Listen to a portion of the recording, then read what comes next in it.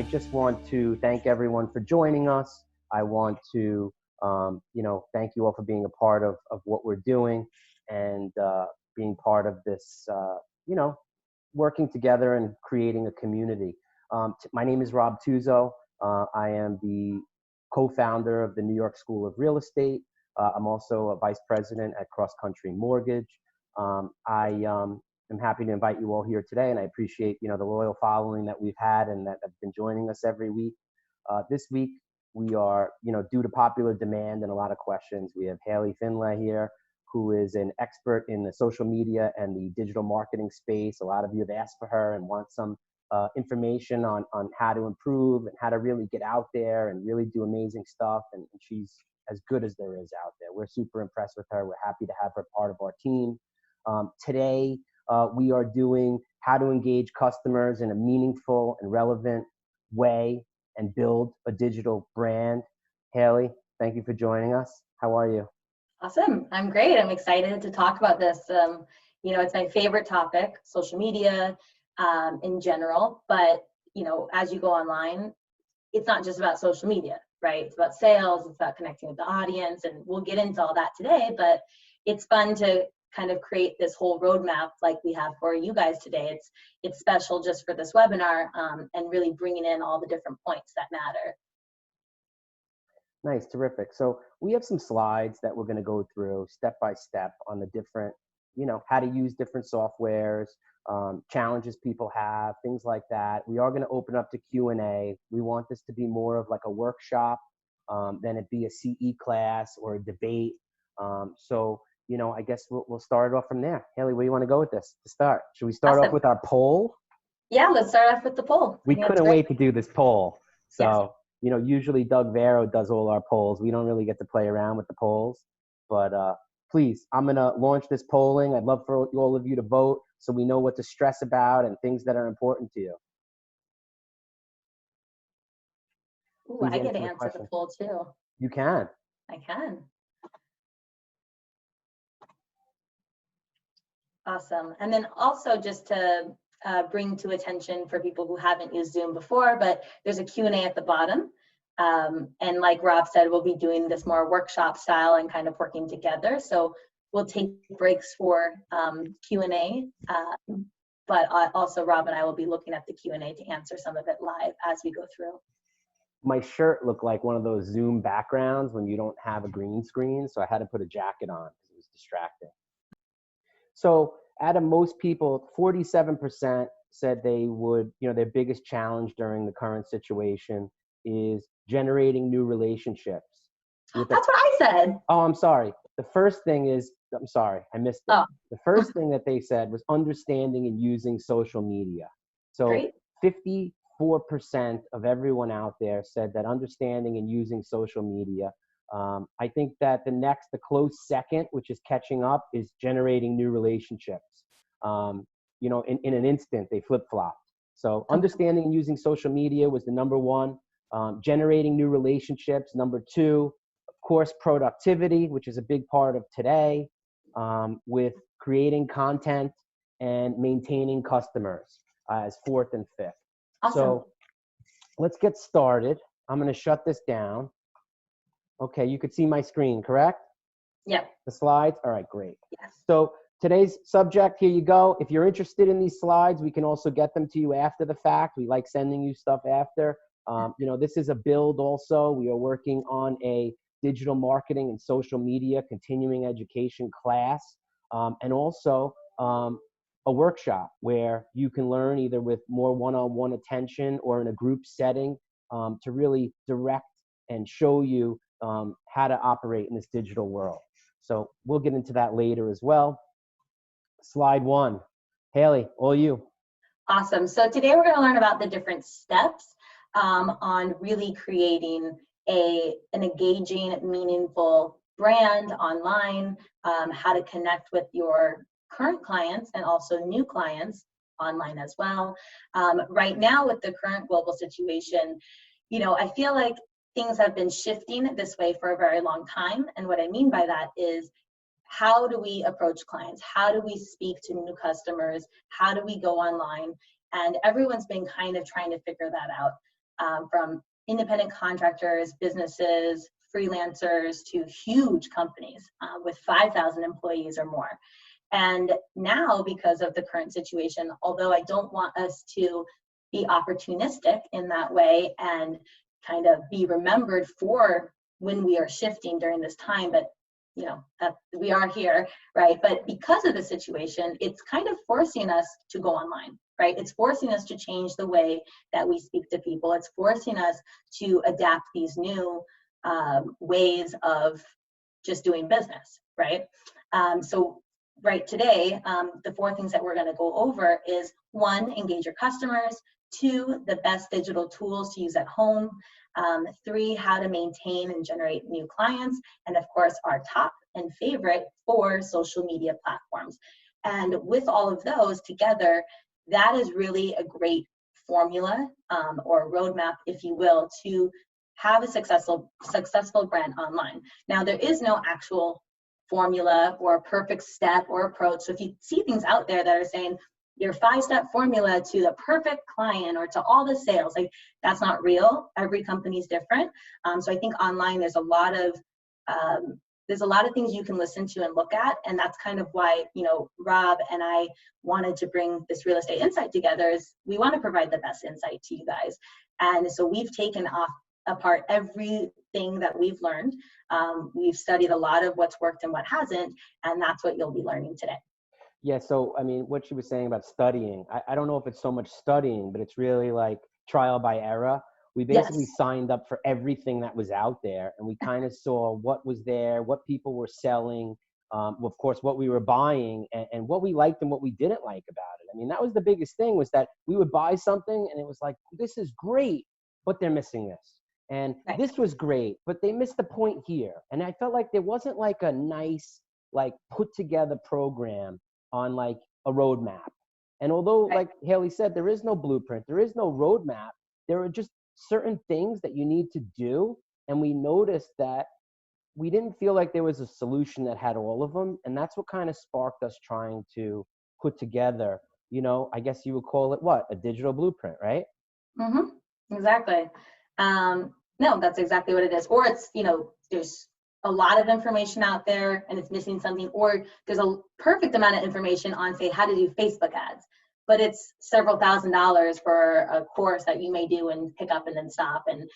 But you have to have your hands in everything, right? You can't just do one. Well, I would do the whole thing where I would buy something on Instagram or Facebook. They would send me a free book to my house, and I would open the book, and it was trying to sell me a catalog of other books and Or other that. videos. And I don't have time for that. I need bite-sized pieces to let me understand. I mean, from my knowledge of social media, it's not anywhere close to your knowledge. And I'm blown away every day by the things that Haley teaches us in our platform about the things we should be doing. And we're grateful to have her. But at the same time, you know, I think that, you know, you can't do everything in an overwhelming fashion. You can't take it all in at once. It's bite-sized pieces and learning and growing, and then you look back and you see how far you've come. Would you agree with that? Absolutely. And today, you know, these slides will be available. If you stay till the end, we have a very cool worksheet that we'll be sending out to define your perfect client or your ideal client, because if you don't know that, you really can't do anything, in my opinion. So we'll have that special for you guys. So there will be a lot of information today, but we'll kind of go through it somewhat quickly, but we are around for questions after, during, and you know, after we're done with this whole workshop. So I think we can go to the next slide, engage your customers. And this is really what we'll talk about, is how it's shifted, right? So we'll talk about the humanitarian approach, right? And then also shifting the conversation. So what do we mean by humanitarian approach? To me and to others, we have discussed that that is really just going back to the basics, right? Checking in, seeing how someone's doing. There's a human that you're selling to at the end of the day. So that is who you need to be at the forefront. You need to step into the shoes of your consumer, client, friendship, you know, potential client, a lead, whatever you want to call them. And for this case study, we're doing customers, but you need to treat them as that human. Right now, during this global situation, it is not the time to sell, right? It is the time to call up old clients, old friends, even call up new people and see how are you doing, right? Check in on people. And I think that is just so important now, because I feel like we've lost a lot of that real human to human interaction and actually caring. And right now it's forcing us to kind of step back and say, we can't sell. People are losing their jobs. People are, losing, a lot of different things in their life, and everything is being shifted. So we have to shift with that. And Rob, again, with your expertise in, the business and entrepreneur space and also real estate industry, how do you see this approach affecting business moving forward? It's funny because I had a conversation with a couple people, coworkers, also entrepreneurs. And what's weird is a lot of the robocalls stopped. You were getting calls, you owe the IRS money, you owe this, you owe that, the solar energy, like all of the things that you were getting, these annoying calls, have stopped. Right. I know in the real estate industry, they've kind of stopped cold calling. Who's going to sell a house if you're stuck in your house? Where are you going? Right. Right. So, it's a little bit of a challenge. No one wants to be sold anything. Right now, it's all being done online. We're all online, buying on Amazon, buying on eBay, buying off ads. But that whole, hey, trying to sell you something is just not appropriate, or that sales script, right, that people have, or the lead generation. Yeah, it's just a tough time for that type of business, because it's not appropriate. People are sick, people are dying, people are nervous, there's uncertainty, emotions are running high. I just don't think it's appropriate. I'm not getting a ton of mailers to my home selling me stuff and solicitations, and like I said, the robocalls. So humanitarian approach, you hit it right on the head. This is a time we pull together. Unfortunately, when disasters strike or epidemics strike or pandemics strike, this is a time where you appeal to the human element and you pull together. You let people know you really care about them and that you're a human and you're a person, and there's a person behind that computer, that phone, that desk.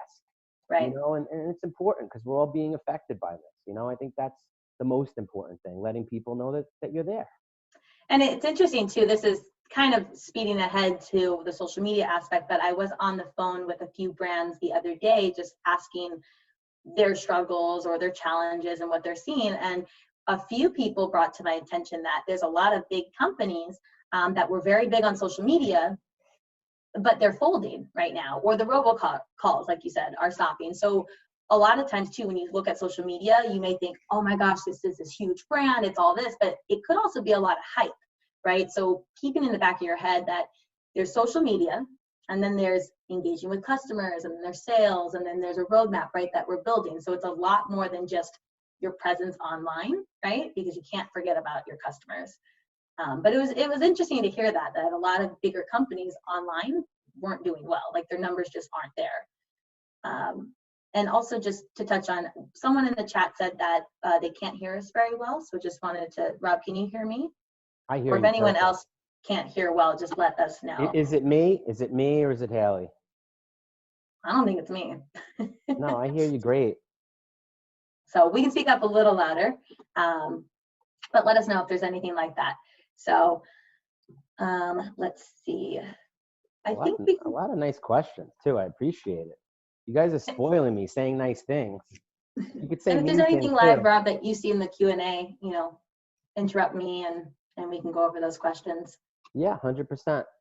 Awesome. So I think the next slide we can go into, and that is the best tools to use at home.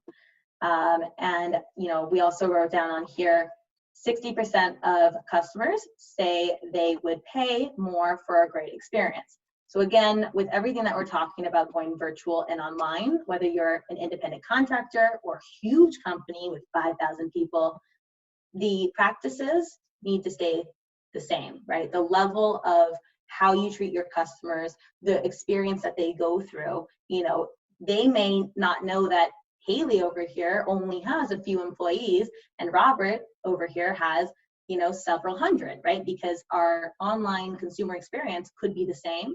Mine could be better, his could be better, right? So if him and I are competing, it doesn't really matter how big his company is versus mine, or how well put together, his practices are versus mine. It's really about that consumer and what do they think. And I think a lot of companies forget that.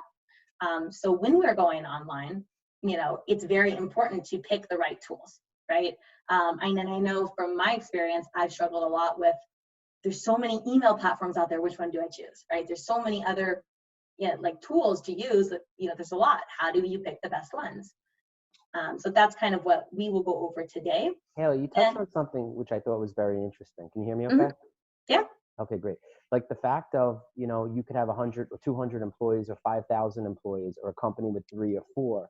So like you can create a digital experience or an online presence that's the equivalent of a physical 5,000 square foot building filled with employees, as long as you put the right tools in place and you give them the right experience. So that's what you're saying, is that basically if, you treat someone correctly or properly, and you give them a nice roadmap or a version of your business that they feel more comfortable and clean cut, it could be the same, if not better experience than a big company with all that overhead and all those employees and all those departments if done right. Absolutely. And, there's been a lot of studies out there, and this kind of goes back to that humanitarian approach, where people like to see the faces behind big companies. People buy from people. They don't buy from a company, right? Unless they're really loyal to the company because of this awesome user experience and journey, if you will, right? But again, people buy from people. So at the end of the day, no matter whose business A, business B, maybe one's more expensive. That might not matter, right? Because they've connected with the person on the other side. Because the person took 5 minutes to say, hey, how's your family? How are you? Right? So that's very, very important. And then just going back to that percentage that, people will pay for more for, a better experience. There's a few touch points that I do want us to just keep in mind as we are moving online and picking these tools. Is one, pick the best technology partner or digital tools. That could be a few small platforms, a few platforms. That could be, your email system. Technology doesn't have to be this crazy technology, right? When we're talking about that. 2, use a humanitarian approach. 3, listen to your customers and their interactions, because you will learn from your customers. Ask them questions, like the poll we did today. That poll, although we genuinely want to know, but now we can use this poll and during this presentation, we can say, hey, people want to know about the last end of the presentation more than the beginning end. So we might, spend more time there. That was your idea, by the way. Yes. And, personalize the consumer journey. So however you move about, try to maintain that thought of the customer and their journey is the most important. So however I can personalize that to make it more special for them is important. And then the last point is just act or shift on real-time data. So don't be reactive because of certain, things that are happening right now, but really be proactive and react only because you have this insight or data to back that up. Don't guess what people are doing, right? Study it, put it out there, test it, and then engage and then shift. And then I guess we'll go a little quicker, Rob, through the couple different tools, but there are some on the next slide, a few different tools that I think are just essential for people now that we're moving online at home. So webinars and meetings, any type of education, speaking opportunity, training events, or even networking, which I actually found the most intriguing. Normal networking is gone, right? How can we meet face-to-face, learn from each other, and still interact in a somewhat normal way? And that's through webinars and FaceTimes. But the 2 platforms that we found that are amazing is Zoom, that we're on right now, and then GoToWebinar. And GoToWebinar is just a little more expensive. I think it just is your preference and price point, but those 2 are absolutely incredible. And the next slide will go on to email. Now, this is always a challenge, right? Because we flip-flop a lot of these. I know for like the continuing education platform we have, we use Constant Contact, but we've used other campaigns. And right. I think the different campaigns, we always feel like there are better opening rates with different ones when we switch, and we always end up coming back to Constant Contact. What do you think about this stuff? So I personally, this is like a huge struggle forever, but for me at least, but I am now citing with MailChimp just because of the data that I have come across. Now, again, both are great. Constant Contact versus MailChimp.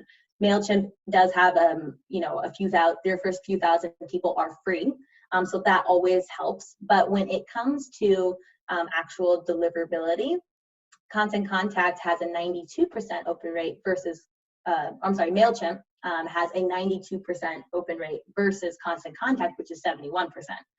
So that's actually a really big difference, in my opinion, when you are getting emails delivered. And the reason why email marketing is a huge focus, it's not a social media platform, but email marketing is so, so important because one, you own your data. Two, it's yours. The platform, tomorrow social media could go away, right? If the internet goes out, you're done. Or if the platform is out, you're done. Rob's done too, so he left us. But so basically what I was saying with the email marketing is, that's one of the most important things to have. And if you're investing in anything, I would say do that first. And also Constant Contact, what you're paying for with that, they have some templates, but what actually has turned out to be better is just a normal email and then clicking on a link. And the fancy templates really aren't that important anymore. And then Active Campaign. Active Campaign is, if you're comparing to the other two, is a little bit better for, I think, bigger companies. And if you care about basically meeting goals or a lot of CRM and increasing your sales, it's a great one to have.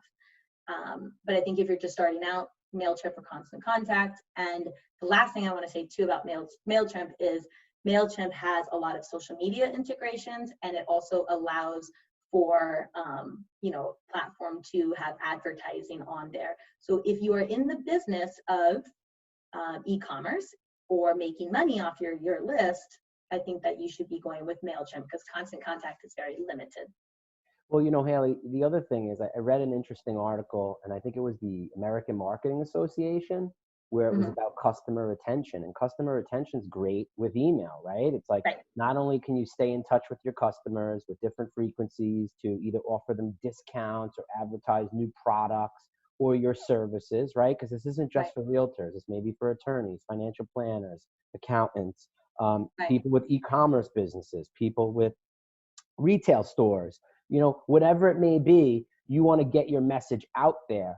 But the American Marketing Association said something where if you don't have a customer retention system in place, you will lose 10% of your customers per year. Now, people do marketing and they spend tons of money to bring customers in, whether it be commercials, whether it be online advertising, whether it be mail, whether it be postcards, whatever it may be to get business. You have a guy in a suit with wearing a billboard on a major intersection. Whatever it is that you do to bring in business, it costs money. But if you don't have one of these email things in place to keep in touch with your customers and send it out as a frequency for birthdays, anniversaries of your transaction, whatever it may be, losing 10% of your customers that you market a year, no matter if you grow your business or not, you're losing 50% of your customers in 5 years. And I think that's a huge point too, because I think a lot of people, if you use the example of a roadmap, right? Say it's for the year. I feel like a lot of people just market, they get the client through the door, they do the service, but they're not thinking long-term, and they've only thought maybe a quarter of the way through that roadmap. And planning out for the entire roadmap. Or they abandon it, right? We get preoccupied, or they abandon the roadmap halfway through. Or they abandon it, right? Yeah. And you need to think long-term and how to, because that customer is your customer, right? Now they have brand loyalty. You could squeeze more marketing out of them. You can get different products to them. Like, you don't know what their interests are yet. You just know based on what you got them in the door for. So if you have ways to upsell them, it's a great opportunity, but you need to still have, that relationship with them. So that's a great point. Yeah. And I think next, we'll go to the project management slide, and there are two key things on the project management slide that I love, and this is really just keeping people on task. I work from home. I've always, not always, but for the past maybe 4 or 5 years, I have worked remotely, and it's hard to get your stuff together, right, and keep on track. It's a totally different shift working at home. So the two project management tools that I personally love, and I have seen a lot of companies use, is Trello. And Trello is fantastic because it's basically I'm not going to say the right way, but a Kanban style list, I'm not sure how to exactly pronounce it, but basically that style is a scheduling system that people in manufacturing use. And I love lists, so this is a perfect thing for me, but it's really amazing to keep your projects aligned, and then other people can go in on it who has certain tasks to complete. You can link your Google Drive or Office 365 on there, and it's great. And then if you have a lot of people and you want to communicate, Slack is also great as well.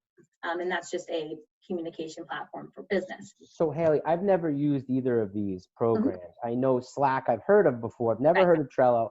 So this is just basically a group or a workspace for employees. So on Facebook, you could have a company group, or you could have a group of people that have similar interests, and you could share ideas in a special group. Or in a business environment, you can have this little community of your pod group or your team or the biggest organization on Trello and Slack, and all have one location for everybody to communicate and like see what each other's saying and doing to get on the same page. So basically, if I were to describe Trello with your two examples, Trello would be basically like a whiteboard, right? And you would say, here is all the Facebook groups that we have. Here's all the social media platforms, all the passwords, right? And you can make these lists, and it just keeps everything in one place.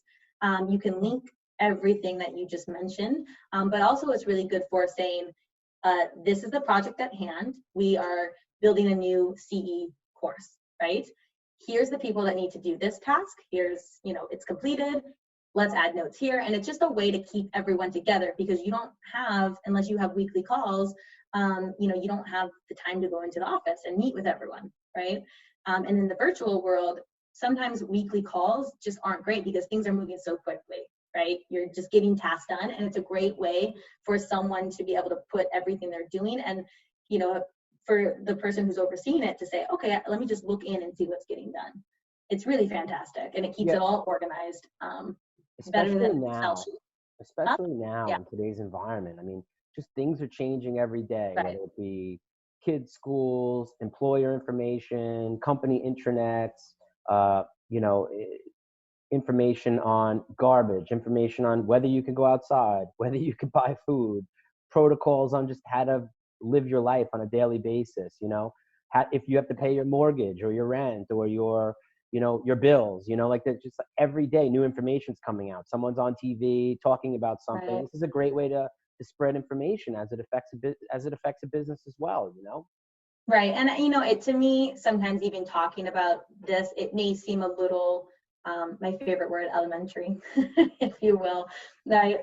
But it may seem just basic, right? You're like, I know how to organize my life, but according to the poll that we did, productivity is on there, right? And this is a way to be more productive. And one of the top searches on Pinterest is, how do we be productive and staying at home and managing all of this? Even if you have children, Trello you can even use to put all of their stuff on there, right? Keep a household management. It doesn't have to be just business, which is pretty cool. But starting with this infrastructure, and this is why I think we're spending more time on this, is once you have this infrastructure down, you can then create a roadmap that's really successful. And then you can layer on social media, client retention, and all of that. But it really starts with this basic level. So in a perfect world, you can basically tie all of the productivity tools together, right, and create that roadmap for your employees, for your personnel, or your business if you're an entrepreneur and or sole proprietor, independent contractor, realtor, accountant, whatever you may do, loan officer, whatever you may be doing and whatever your role is, you can use these tools to be more productive any way you cut it, especially if your company doesn't provide them. My company overloads us with things. Some of the stuff we can't even get to because there's just so much. And I'm hoping, I set goals to make sure I use more of it. And that's how you have to do it. Bite-sized pieces, keep moving until you look back and you say, how did I ever do business without these items, without these softwares and programs, right? Right. And I'm also pretty sure that these are free, unless I'm unaware that I'm paying for them, but I don't think I've paid for those platforms. So they're great. So the next slide is organization. That just has 2 points on it, and that really is Google Drive or Office 365 is amazing for documents and sheets, and then your Dropbox or WeTransfer is a lot of video or just digital assets. And if you are going back to Trello, you can link the Google Drive, right? You can link your Office 365 if you're in that Microsoft world. So again, it'll keep it all in place, but you still need another folder to keep everything together. So next, I think we'll jump to our second half of this presentation with how to maintain and generate new relationships. And I know we want to keep it to about an hour for the webinar. We can go a little over, but just keeping on track to be respectful of everyone's time. Is there any question? Do you want to do any questions so far, or should we wait till the end, Rob? Sure. I mean, what CRM tools do you recommend? I mean, I guess someone had a question. I think CRM tools that are out there that we recommend, I mean, Salesforce is always a big one, but depending on your industry and how much time you have to program, and there's a white box where you could take one of these softwares like Salesforce and spend millions of dollars building it out, or you could find a company that offers a CRM that's specific to your industry, and when that happens, you could kind of unplug it and plug right in and use it. So yeah, and I think I would need more specific. We could always do some research and get it back to you. Yeah, and I just quickly typed in online, right? So I know Salesforce can be a little expensive, but if you just type in like independent contractor CRM, a lot of stuff comes up, and it's, I think that's great to have that type of software on there. I think it just depends on your budget as well. I mean, I'm not seeing any other questions that are pertain to this. A lot of it is, and I appreciate it, stuff you'd like to see in the future from our other courses, our CE, a lot of compliments, so we appreciate it. We like compliments. We don't always get compliments too. I also think another comment just from Vito, who is listening and appreciate everything. He also said, if you're a go-getter, then I feel you can produce in any business. The virtual business is exploding. And I think you're absolutely correct. Virtual business is huge, right? And there's so many people out there, which we'll get to next with some statistics. But, if you can just take a small percentage of who's out there, you can really sell anything, in my opinion, as long as you have a good strategy. And the product or whatever you're selling or service is somewhat okay. I don't even think it needs to be the best, but if you have a strategy in place and you're making noise online and you're connecting with people the right way, I think that you can sell anything. Right, and we'll put together a hit list of some good stuff that we are out there and take a poll. If you would like to put in our question and answer some of the CRMs and things in your particular industry, put your name, put your industry and the CRMs that you like the most. And the next time we come back and we revisit this digital building in your community and some of the softwares and things, we'll put a poll together and show you what we've come up with. So please don't be shy. Write some stuff in there. We'll keep you anonymous, and we'll take it from there. Yeah, and just like Rob's doing right now, as we're people and brands, we learn from who do we learn from best, right? The people that are a part of this. So that's just an example of, we want to learn from you guys, and then we'll test it and apply it and share it. And that's exactly what people should be doing. So going to maintain and generate new relationships. So this, I think, is key. A lot of this can be done through what we've already discussed, and also through social media, which we will discuss. And it's just, maintaining your relationships now are just as important as generating new relationships. And right now, I mentioned before, the normal networking is gone, right? So what do? How do we act? How do we connect with people? And I call it the 4 C's, right? And the 4 C's is just a great, next slide. The 4 C's is client, community, connect, and content. So if you follow those 4 C's, and generally in this order, but it can be ongoing, you will have a very successful way to not only maintain your relationships and also generate new ones. I come from a background too where there's a lot of sales scripts or there's a lead generation formula, right? I like to stay away from anything that says formula, anything that says, the 5 steps to straight success. There's no real steps that everyone can take. There's no one formula, right? However, these are 4 different, pillars that I would say are essential to building whatever roadmap you're going to build. And with the client, if you guys stay till the end, we'll be sending out an email with an avatar worksheet, which is basically who is your ideal client. You have to know who you're selling to. You have to know who you're communicating with, right? You can say, oh, well, I service women and men, right? But let's get more granular. How old are they? What do they like? What are their interests, right? Demographics also affect your creative, what your website looks like, what your marketing pieces look like, the verbiage in your marketing pieces, or how you represent yourself. I mean, you could present yourself in a way, that may attract a client that isn't your ideal client, and I think not that you need to be a chameleon, but you need to be able to identify your client, but also you need to be able to appeal to a larger audience, and that's where we all have to, kind of figure out who we want to be and who our clients could be, right? I guess that's the best way to say it. So it's interesting that you say that, because I do agree. However, and it's hard, right? Because it's like, you really do appeal to a lot of people. It's not just guys or girls. But there are a lot of studies, and don't get me wrong, I struggle with this a lot still because it's not as easy as it sounds, but there's a lot of studies that say the more niche, the better, right? But then there's certain companies, where it's like, well, not everyone is a, 31-year-old male that lives here, right? So there's a lot of back and forth on wanting to appeal to a broader audience, and if that works versus a smaller niche audience.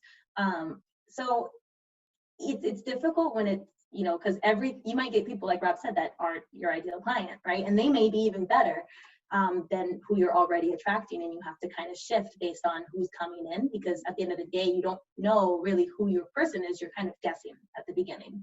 Well, Haley, too, I mean, you could also have been marketing to a client that isn't your ideal client. Also, right? By accident, you could find a new clientele that's so much more fruitful for your business. Right. And, unfortunately, sometimes our biggest errors are our biggest,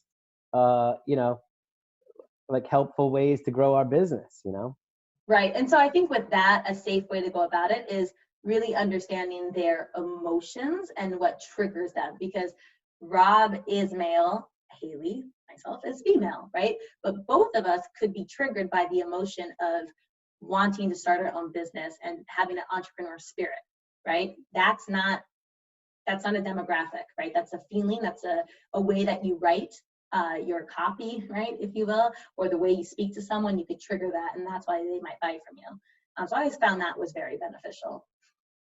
And the next is community. Again, building a community is going to be tremendous with helping your business. Now, whether that's a social media community, whether that's just networking your community, speaking, it doesn't matter. Virtual happy hours, if you want, that's your community, right? And building that's very important. Connect. So this is going back to just the humanitarian approach. How do you connect with people? What do you say? And we've touched on that, but it's really just connect. And then the next C is content, and we'll get into that next. But creating content that is relevant, meaningful, engaging, caring, asking questions, empathetic, kind of touching on that humanitarian approach, and also just real, right? And a lot of people are like, well, what do I say? What kind of content do I make? And that's a huge deal. That's a big question. So that's when you go back to your client approach and you figure out your client. And then you create content. Too. I mean, content is probably one of the toughest things, because you want your content to be consistent, right? You want to have a message that could appeal to your audience, and that's why back to identifying your client is important. But it's good to mix it up too. So it's a challenge, and once you figure out who you are and who your identity is digitally, it gets a little bit easier to identify that content. Would you agree with that? Absolutely. And it's a trial and error, and it's just there's no immediate results. Sorry, it takes time. It takes strategy. And that's kind of where we've come in, and we're like, you know, we know it takes time, consistency, and strategy. So let us do all the work that we've done, because, you know, and I guess if you want to switch to the next slide, we're going to hit social media. But, you know, my background, I've built a bunch of digital ecosystems that are over 7.5 million people combined. I've built a lot of digital social media platforms and communities for a bunch of different brands. My personal brand, I've had a lot of success on multiple platforms. So, you know, Rob as well, like, you have a huge success within your own industry and really building a community around your network and combining everything. That's kind of why we're doing all this, is because we want to say, hey, if you can do these certain steps, you can really create something that's amazing, and you don't have to kind of tread water and be like, let me try this, let me test this. I mean, you still have to do that, but we've done a lot of the work for you to say, just do these simple steps and you're on your way. So that's very exciting. So, you know, look, the way we started the New York School of Real Estate was, you know, people in our industries would come up to us and say, hey, you know, like, you know, we would do seminars, and they would say, you know, you really should do this, and I wish we can do more of that. And it became something of wanting to make the difference.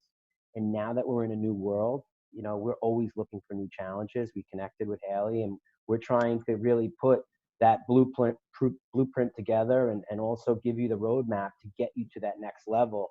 Because, you know, if you don't adapt to this new digital world and the social media world that we live in, and you're gonna start falling behind. And if we could be part of that solution of getting you there and bridging the gap of what you don't know to where you could function in this world, we would have done our part. Exactly. So I guess what we'll talk about right now is, I want to talk about the different platforms that we have in the social media world, and explain, you know, which ones are the best for you and how to effectively use the platforms, because they're very different. The first one is Facebook. So that platform is basically if you want to create ads and you want to create sales, conversions, ads, sales, selling. That's all you have to think about. That's what Facebook is used for. Now, I'm not talking about any personal, right, profiles, unless you are a person like me. You know, my brand is me as a person, and it's a service I offer, but I also have a company, right, that offers social media services and strategy, but I as a person is my brand. So then you kind of get into, am I a brand or am I a personal brand? Even with Rob, I would consider you a personal brand, right? You're a speaker, you're an educator, you're a mentor. I'm not everyone's cup of tea. You what? I said I'm not everyone's cup of tea. Well, that's okay, and you know, and vice versa, right? That's why we have our client avatar. But so Facebook, right? That's where you want to do ads. There's 2.5 billion people a month on Facebook. Awesome. Instagram is very tricky. Everyone wants to be on there. If you can think of Instagram as your online website, where people can kind of scroll through and find you, and just think of it as awareness and branding, you will be very happy and be very successful. It's very hard to get people off of Instagram with sales or ads. There are those things that come up, and I know, Rob, you mentioned you buy all these books and everything on Instagram, and it happens, but it's still kind of difficult. So Instagram is really a platform to reach a younger generation. So if your client is younger, or maybe they like different things as far as following travel pages or motivational pages, right? Speaking to their interests, Instagram's great. Again, there's 1 billion people a month on Instagram.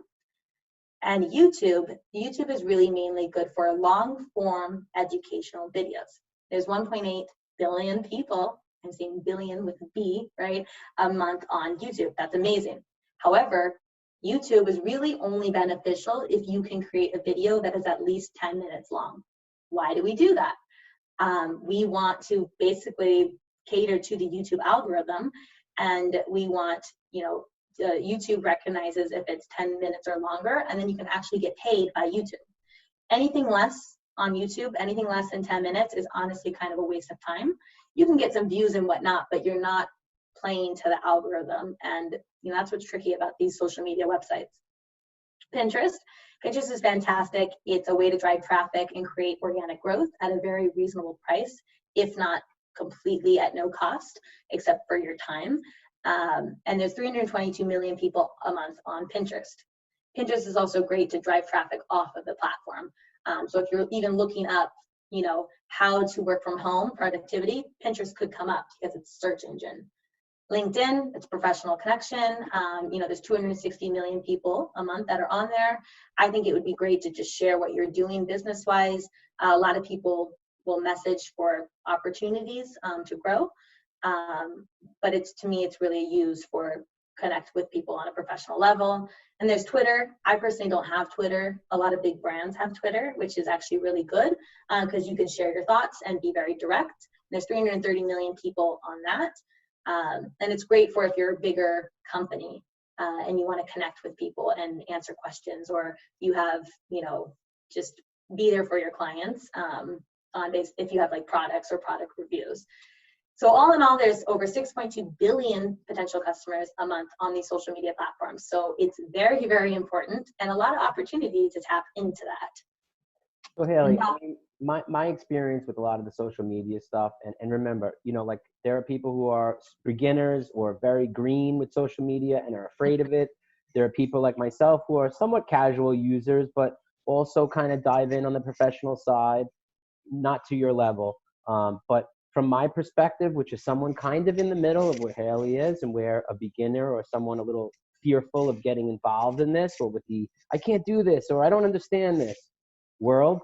Facebook for me, I think is like more personalized on the personal side, where you can get in touch with people, old college friends, grammar school friends, relatives, keep up to date with them. And then they have that professional page where you can invite your personal contacts, get your personal things out there, build a page, have people apply or contact you on there to help you grow your business. And then you could market through them, where you could appeal to that demographic, which Haley touched upon, where you identify your avatar, your customer, and you can actually hit that customer through Facebook. And when you advertise on Facebook, it follows through also to Instagram. So Facebook owns Instagram. So you can basically use Facebook once you get your page up, create that Instagram page, and market one touch from there. It is complicated. It will take time to understand, but you can do it. YouTube, right. I love YouTube. I have a daughter who has a YouTube channel. She's been doing it since she's 6-7 years old, and she's fully operational on it. If a 6-7-year-old can figure it out, so can you. That was great information about the 10-minute mark. I mean, these are great tidbits of information that only an industry professional like Haley could give us, and I appreciate it. And thank you. The Pinterest thing, I'm new to. I mean, that's where I get my Halloween costumes. I take Halloween super serious. I don't have a Pinterest account, but I'll go on and I'll see people building stuff and looking, different ideas. There's no better place than that to get ideas. The LinkedIn, for me, I use it. You could use it for recruiting. You could use it for job ads. You can get your message out similar to your Facebook professional page. But there's a lot of solicitations on there, and companies trying to interact, and new platforms and software and things. It's definitely an interesting platform. Twitter for me, I like, because it's like short tidbits of info. You can keep up on your celebrities or some comments. Twitter usually has the most like things sent out that people wish they can take back. Twitter was like my really first social media thing that I had. It was really cool. I don't really use it too often now, but it's still prevalent. I think these are all amazing things, Haley, you touched upon. And, I think our goal is, right, you don't want anyone wasting time, right? Because it takes a lot of time to make content. And it's actually one of the things I cannot stand. It's like, it takes me, because I'm such a perfectionist. I like strategy, but creating content's a whole nother ballgame, and you're either creative or you're not, or you can have people help you. So it's a very daunting task, right? So by no means should you be on all of these platforms unless you have the means and the time to do it. I'm personally not on all the platforms. I don't know, Rob, if you are. You don't have the YouTube channel, but your daughter does, right? But I'm sure you still are helping her with that and certain things, and it's very overwhelming sometimes. So I'm not allowed in the room. No, she doesn't let me get involved. She knows it better than I do. I actually go down the rabbit holes of YouTube, and I could sometimes don't even watch TV. I just watch YouTube. Yeah, that's great. It takes you through the rabbit hole. What I mean by that is you watch something on YouTube of interest that you found, and it takes you to something else associated to it, and it takes you to something else, and all of a sudden. But why are you watching it, right? You're watching it because they're providing you value. They're Yeah. not maybe selling you anything, right? So you have to, again, think of why would anyone follow me on YouTube? Because I'm going to teach them how to put something together or, use a different platform. Like, you have to think again, why are people even searching on Pinterest or YouTube or even Instagram? So if your page is all about sell, this is what I'm offering, and it's no value, they don't teach you anything, you're not inspirational, why would they follow you? So you have to really take a step back and think about that. And Haley, what I found a lot of success with the social media is reminding people of the business you're in. So for me personally, I'm in a handful of businesses, but I can't tell you how many times in the past, before the social media era, someone would say, "Oh, you do this? You do that? I wish I knew. I just did this through this company and I wasn't so happy, or I was so happy, or I just bought a house, or I just sold my house, or I just got a mortgage, or I just, went to a real estate school, or I went to whatever the business may be." So, being on social media is also reminding your close sphere of influence and people that trust you and know you to remind that you are the person to call first when they need that particular service. Whether you sharpen knives, whether you sell produce, whether you do catering, whether you own a restaurant or a catering hall and you have a communion coming up, or whether you're a realtor. How many times do realtors say, "Oh, you didn't use me to sell your house," or "Oh, why didn't you call me? I would have listed it." And it's like your close friend, like your best friend that you don't talk to all the time, but like they'll be there for you when you need them. They use someone else because you weren't in their face. You were not on social media. A lot of people say, "Oh, I'm not going on social media. It's too much drama, too much this, too much that." The truth is that it will remind your sphere of influence who you are, what you do, and you'll stay on the top of their mind. Yeah, and I mean, this is also the new way to connect with people, right? If you think of social media as a vessel to connect with people rather than the bar down the street or the happy hour after work or the restaurant for Saturday brunch, right? Or the networking parties, how else are you going to now reach people? It is now on social media. So I want to go to the next slide, and we'll try to wrap this up in less than 10 minutes and also answer some questions. But the next slide that we have is, wait for it, is the steps to proven social media success. Now, like I said, there's no actual one size fits all, but there are steps that companies around the world are using right now. And these are the steps that a lot of people have seen a lot of value and a lot of success with. And one, it's empower employees, clients, friends, everyone in your network, in your circle to be social brand advocates. And what do I mean by that? One of the best ways to get your messages out there is to empower the people in your network who care about your brand, right? It's a brand ambassador, if you will. Or it's just people word of mouth spreading, "Hey, we love this brand." So really tapping into your network and seeing who you can get to be on your side, to talk about it, to really be there for you right now during this digital time. The next one is put share buttons in very strategic places. So anything that you do moving forward should be very easy to share with other people. It should be very easy to have a link or a share on Facebook, because that is what's going to help you go viral and reach other people without you having to actually do it. So I'm all about having other people, kind of build you up. But, if you can have other people kind of do some work for you, that's great, right? The next one we talked about is the humanitarian approach, but specifically for social media, humanize the brand. And what do I mean by that? That is, admit when you're wrong, right? Be vulnerable, share behind the scenes, at your work life or your just regular life, right? Show the names and faces of people. If you are going on a new workout routine or a new diet routine, it might not have to do with the thing that you're selling, the product or service, but now you're taking people on a journey and saying, "Hey, look at me, what I'm doing. I'm not just this robot that sells." right? I'm going on a goal setting journey as well. Come with me, right? People love that. And also have a sense of humor, you know, not everything has to be so perfect, so great all the time. Be conscious of what's happening in the world, right? But you don't have to be so strict by the book.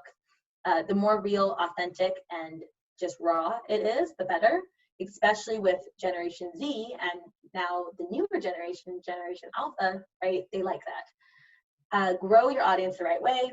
And really what that means is just responsibly and sustainably. The old-fashioned kind of formula of being consistent, valuable, relevant, timely responses, and just being a normal person behind the brand works. And then create valuable, relevant content. So again, this content and creating content can be very overwhelming, but it's key. And the way that you share content or the content that you make is really important right now. Rob, do you have anything to add to that? Just reading through the questions. I mean, Cool. this is very, you know, a lot of information. I think you're doing a great job drilling into it. I can't tell you how grateful I am to have Haley part of the team and some of her insights. So I hope you all feel the same way from a lot of the Q&A. It seems like you do.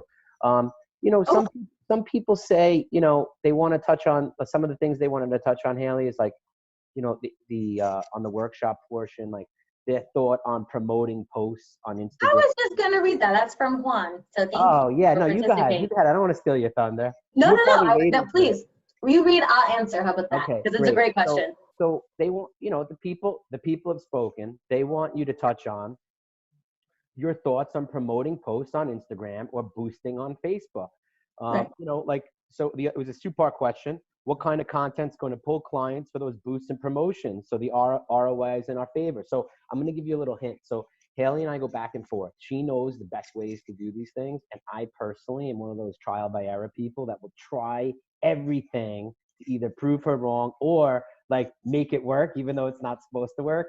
So what she tells you is pretty factual about this. So it's like a funny story. Go ahead, you go. So I'll answer that first question, and then the next slide goes into the second question, and then we can go through more questions because that'll be towards the end. But basically, so when you talk about promoting posts, a lot of people boost. I haven't really heard the one on Facebook, but a lot of people boost an Instagram post, right? I don't know why I'm doing air quotes, but it's probably because I don't like it, right? But when you boost on Instagram, you're just kind of boosting the, you know, the post, right? And that works. But I don't think that it's good for any conversion. If you're just doing eyeballs and, you know, awareness, great. But what you should be really doing is going in on the back end. So in fact, I don't really recommend it ever. I think you should always go in on the back end of Facebook Ad Manager and then go in there and you can boost, or you can do an ad, or you can do whatever you're going to do, but you need to do it through Facebook Ad Manager. A lot of people don't know how to do Facebook Ad Manager, so that's where the learning curve is, and then it gets complicated.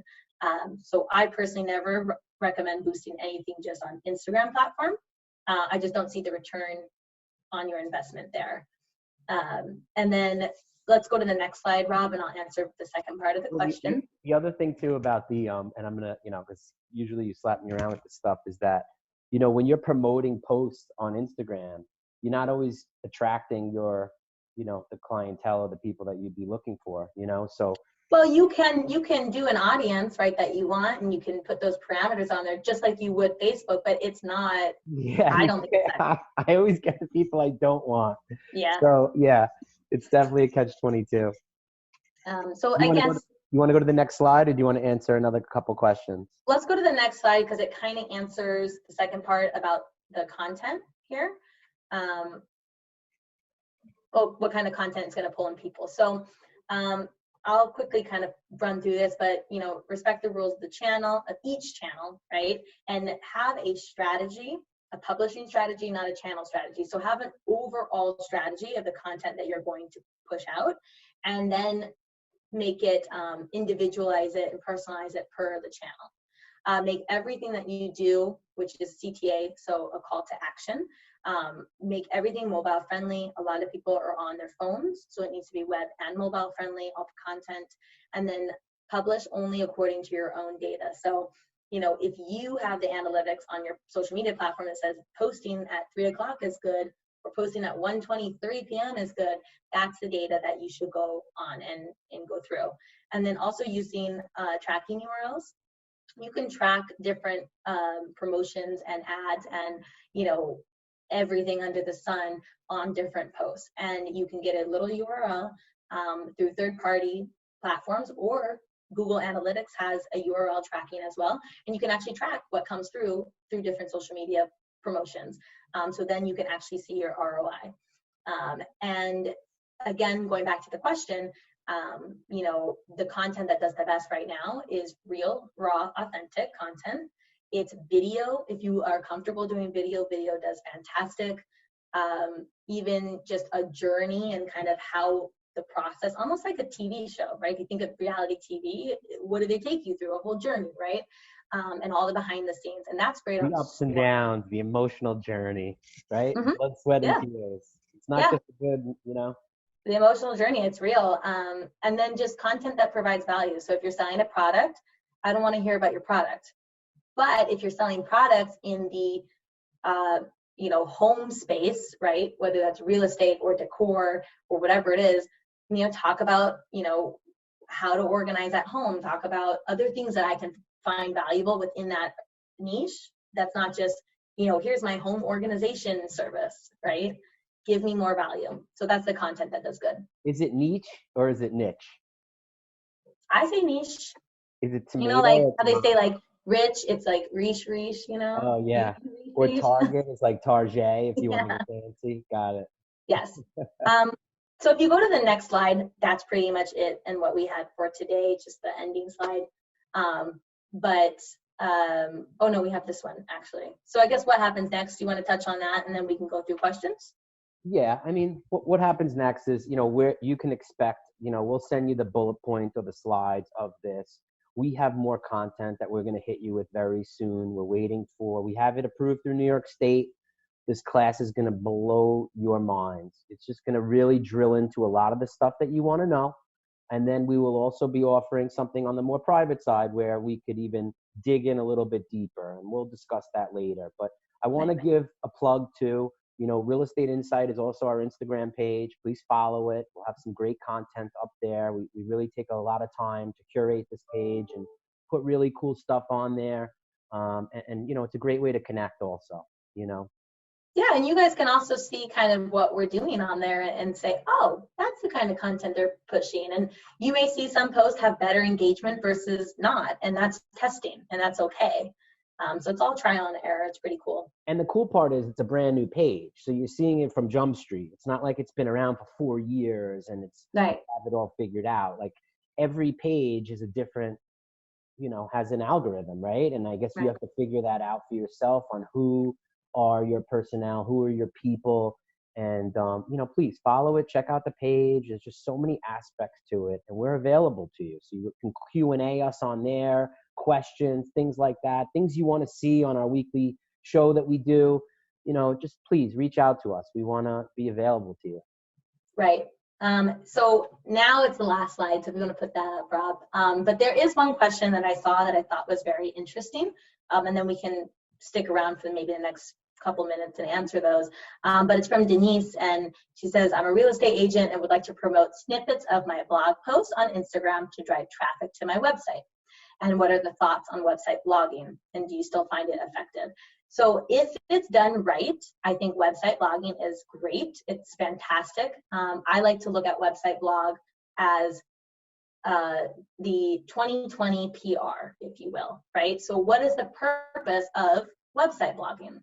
So now you're thinking from a strategy perspective. Okay, if I'm writing blogs on my website, it's to inform people longer, right? But do they really care? Are they really going to read it? Do I just reading the first sentence? We don't know, right? But what always is going to do well for you is now that you've written a website blog, if you've SEO'd it properly, and it's not that hard on website blogging, but if you've done it well, now you've created backlinks. Now you've created a lot of different links that all lead back to your page or your product or service. So now that's what basically PR does. They create a lot of links online of different platforms to push towards you, right? So it's the same concept. So I think it's effective there. It's also effective if you have affiliate links. in your blog, it's very easy to put that in there, then you can actually make additional income. But the problem is if you don't have eyeballs and traffic driving to your website, it doesn't really matter what you put out, right? You have to send traffic there. Instagram, I don't think is a good place to send traffic to your blog. I don't think people are going to really venture off of it. They may or they may not, right? So you have to test it and see, but generally they don't. I would really suggest moving into Pinterest. So Pinterest really will be your traffic driver. It's very easy to grow and it will just send a lot of traffic. So that's my answer for that. Do you see any other, Rob, that you think? Yeah, I just think that, you know, people ask, does anyone create professional profiles, CRMs, content, how to boost SEO, all social media platforms? I think that's why we're here today, because we've hired people, we've fired people, we've paid for monthly services for content and strategy and webinars, and we didn't really love, you know, what we saw. I mean, we probably spent thousands of dollars between Haley and I, like trying to improve our knowledge. And Right. not to steal your word of elementary, but they were so basic. I was so disappointed. I didn't really Right. love what I saw. And companies I've hired to do it for me, they're never gonna give you your personal brand. Whatever they create will not be you. It will Right. not be genuine. So there's no better person than you working a few minutes a day, an hour a day, 15, 20 minutes a day, whatever you could dedicate to growing your brand on all these channels. I know for me, my LinkedIn page is connected to my Twitter, which is also can be connected to my, you know, to other avenues. And like my Facebook page is connected to I can connect it to my Instagram and vice versa. So like, it's not that much work once you get the hang of it, but I don't think there's better than anyone doing it but yourself, because no one's going to care as much as you. And also to speak to that, Rob, you know, that's what we'll be creating as well, is kind of this network to, you know, be able to show you how to do all of this. Or you take that information, you show your assistant. That's a lot cheaper than a social media manager, a CRM manager, and all these people, right? So now you're saving a lot of money just by taking some time to learn the steps. And we show you where to start and how to do it effectively. The other point to that too is, you know, I personally, you know, I know a lot of this in and out, and you have to take a little bit of time to learn it, to apply it. But even with all my knowledge, you can't do it all alone at a big scale. Like once you start to grow, and once you start to grow, because you started yourself, then it's easy to bring people in. But having that knowledge of yourself, I think, is so important, because that way you don't get, you know, kind of taken advantage of in the industry by people, you know, who need jobs right now, or certain things, right? You never know.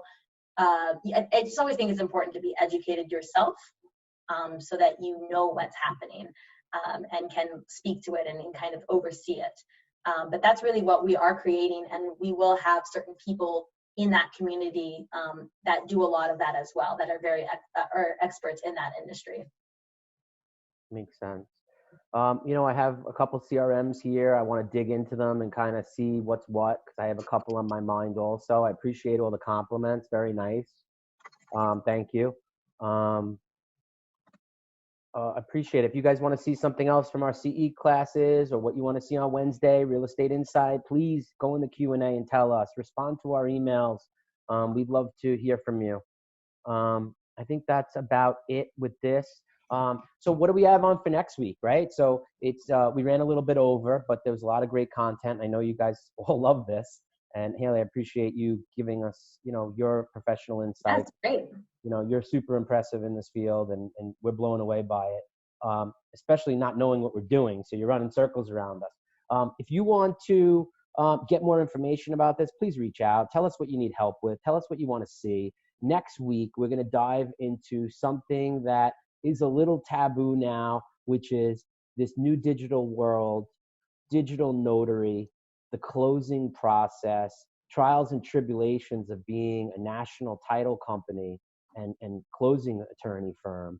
And we're going to get some stories. We're going to get some protocols. We're going to get some guidelines, some compliance, and really dive in head first. I know a lot of people don't want to touch this, but we want to. We want to dive right in, make everyone uncomfortable, put some real industry professionals and heads, you know, on the mic, and give us some valuable insight and some stories, because when you're dealing with title companies and attorneys who are already doing hundreds and hundreds of transactions through this new world, there's no better person to hear, their insight. So we look forward to next week. That'll be Wednesday, 12 o'clock. Haley, got anything to add? No, I think this is just very exciting, and we'll send a follow-up email with more information. And we just love to hear from you guys, what works and what doesn't work, what you want to hear, and I love it. So it's very exciting. Yeah, we're having a lot of fun doing it, and your compliments really keep us fueling and going. And again, if there's something you don't like or there's something you want to see more of, you're not going to hurt our feelings. Please tell us. We want to get this better. We want to, make the audience happy, because that's what it's all about, the community and giving back. Right. Love it. So that's it. Thank you very much for joining us, and we look forward to seeing you next week. Be on the lookout for our CE emails. I know we have some classes coming up. Please register for those. We'd love to see you. And as for next Wednesday, which is really our pride and joy to do, this real estate insight stuff, please give us some feedback. Tell us what you want us to see. Next week will be closing. The week after, we haven't touched on what we're going to do, but we'd love to hear from you. Again, if you raised your hand, please write it in the Q&A. I don't know how to handle the hand raising, because it's not like I can unblock you and you could speak like a normal traditional Zoom meeting, because this is a webinar. So please put it in your Q&A and we'll get back to you. But thank you for joining us today. Haley, thank you again. You're amazing as always. And thank you. We look forward to seeing you next week. Take care. Awesome. Thank you.